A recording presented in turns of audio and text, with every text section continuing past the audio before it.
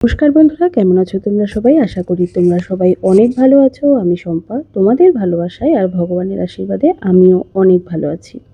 আজকে আর একটি নতুন ব্লগ নিয়ে তোমাদের সাথে হাজির হয়ে গিয়েছি। আশা করি তোমাদের ব্লগটি দেখে অনেক ভালো লাগবে। তো চলো পুরো ব্লগটা দেখতে থাকো স্কিপ না করে। আজকেও একটি সুন্দর দিন, সকালটা শুরু হয়েছে একটি সুন্দরভাবে, আর ভগবানের নাম নিয়েই শুরু হয়েছে। তারপর সকালের নাস্তা করা হয়ে গেছে, এখন দুপুরের রান্না বসিয়ে দিয়েছি। আর দুপুরের রান্নায় আজকে মেন ডিশ ছিল শোল মাছ ভুনা। এই শোল মাছটা যেহেতু একটু মানে বেশি গরম করে ফেলে শরীরটাকে, তাই এই মাছ কিন্তু শীতের দিনে সব থেকে বেশি ভালো। কিন্তু শ্বশুর নিয়ে এসেছে, তাই শাশুড়ি মা বললেন যে শোল মাছ ভুনা করো, তো করতেই হবে। তো রান্নাটা হতে হতে তোমাদের সাথে একটি গল্প শেয়ার করি।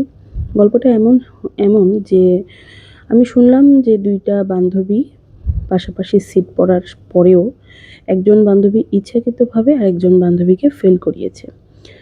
আর সেই সাবজেক্টটা হচ্ছে গণিত। আমি শিওর হওয়ার জন্যে আরও 2-3টা বান্ধবীর সাথে কথা বলে দেখলাম। ওরা বলছে যে হ্যাঁ দিদি, ওই বান্ধবীটা ওকে ভুল ইনফরমেশন দেওয়ার কারণে পরীক্ষার হল থেকে বেরিয়েই ওর অঙ্ক না মেলার কারণে ও কান্নাকাটি করছিল। কিন্তু সেটা ফ্যামিলিতে বলেনি, কারণ ফ্যামিলিতে বললে হয়তো এটা একটা বড় ইস্যু হয়ে যেত। তাই আমি কথাটা শুনে এত ব্যথিত হলাম। আমি ভাবলাম যে আসলে আমরা কোথায় দাঁড়িয়ে আছি? জীবনের একটা ছোট্ট অ্যাচিভমেন্টই কি সব? এই অ্যাচিভ করার বড় একটা রেজাল্ট হতেই তো পারত। দুটো মানুষেরই খুশির সংবাদ হতো। এমনকি একজনের মনে আরেকজনের জন্য একটি বড় জায়গা তৈরি করতে পারত। কিন্তু তা না করে কারোর দুঃখের কারণ হয়ে দাঁড়ালো আরেকজনের সফলতা।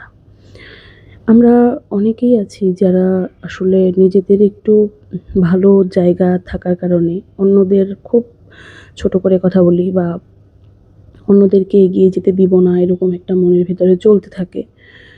আমি বলব দিন শেষে আসলে কার জায়গা কোথায় হবে সেটা কিন্তু আমরা কেউ জানি না। তাই আমি আজকে আমার একটা বান্ধবীর কথা বলতে চাই তোমাদের। আমার এক বান্ধবী সঞ্চিতা। আমার খুব ভালো করে মনে আছে, আমি যখন অনার্স পরীক্ষা দিই, আমার পরীক্ষার সাবজেক্টের নামটা খুব ভালো করে মনে নেই। কিন্তু সেই পরীক্ষার সাবজেক্টের দিন আমার বড় প্রশ্নের যেই প্যাটার্নগুলো, সেটার অনেকটাই ও আমাকে হেল্প করেছিল। আর ওর হেল্প করার ইচ্ছেটা ছিল সত্যি।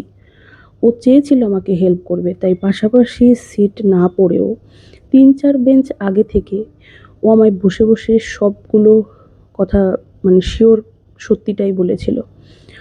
তো এরকমই কিছু বন্ধু বা বান্ধবীর জন্যে হয়তো কিছু ছাত্রছাত্রী মানে এগিয়ে যায়। আমি ওর কথা সারা জীবন মনে রাখবো। আমি যেহেতু বিবাহিত, আর বিয়ের পর অনেক কারণে যোগাযোগ করা হয়ে ওঠে না। কিন্তু কিছু মানুষের নাম আসলে মনে রেখে যাবে, থেকে যাবে। সেটা হয় মুখ ফুটে বলা, না হয় মুখ ফুটে বলা না। কিন্তু যার যেটা মনের সত্যটা, সেটা কিন্তু সত্যি সত্যিই মানুষ স্বীকার করতে না চাইলেও তার মনে থেকে যাবে। তাই এই ধরনের কাজগুলো থেকে আমরা বিরত থাকি। কাউকে সাহায্য করতে না পারলে কারোর ক্ষতি করাটা, এটা খুব বাজে একটা কাজ।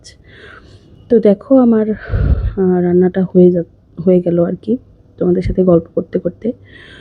শোল মাছ ভুনা খেতে হয়তো তোমাদেরও অনেক কারো না কারো ভালো লাগে। আমার ভিডিওগুলো তোমরা দেখছো, তাই জন্য তোমাদের কাছে আমি অনেক কৃতজ্ঞ। আর আমার ভিউয়ার্সদের প্রতি কৃতজ্ঞতা রেখে আমার আজকের ভিডিওটি শেষ করছি। আমি জানি তোমরা না থাকলে আমি একটু একটু করে এগিয়ে যেতে কখনোই পারতাম না।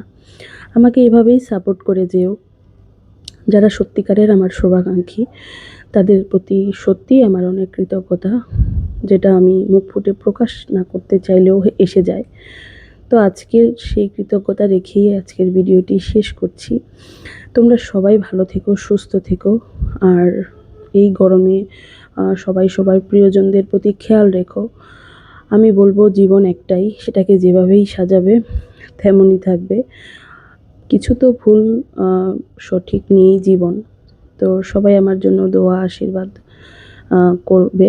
আমি যাতে তোমাদের ভালোবাসায় আর ভগবানের আশীর্বাদে এগিয়ে যেতে পারি। কাউকে ছোট করে বা কষ্ট দিয়ে নয়। আজকের মতন এইটুকুই। Bye bye.